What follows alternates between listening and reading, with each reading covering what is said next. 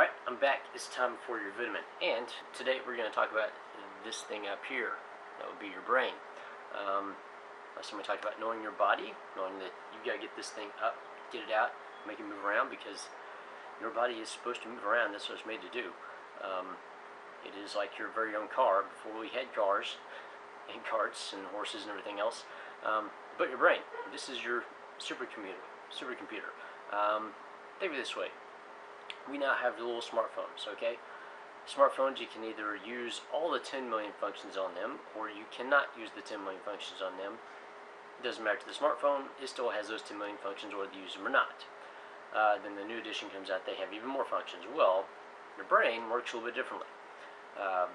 Your brain is a supercomputer that can expand or contract. So the more you use it, the more you put things in there to fill it up, feed it more information, make it do more processes, and challenge it as well. That means you go out and do puzzles and things like that, and do things to make it work.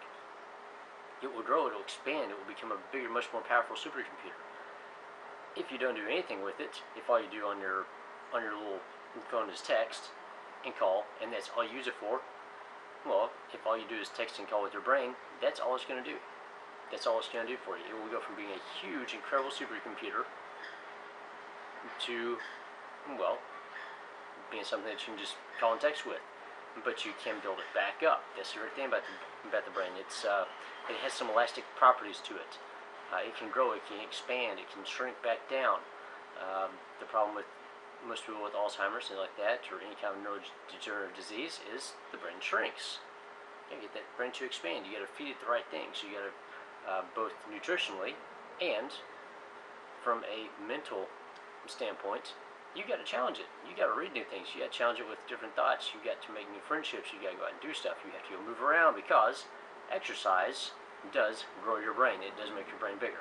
So with that, go out, move your body, build your brain, read a book or two, do some puzzles, play some games. Video games do work very, very, very well. I will tell you that right now for helping out with brain health. And feed your body right. Give your body what it needs to do what it's supposed to do.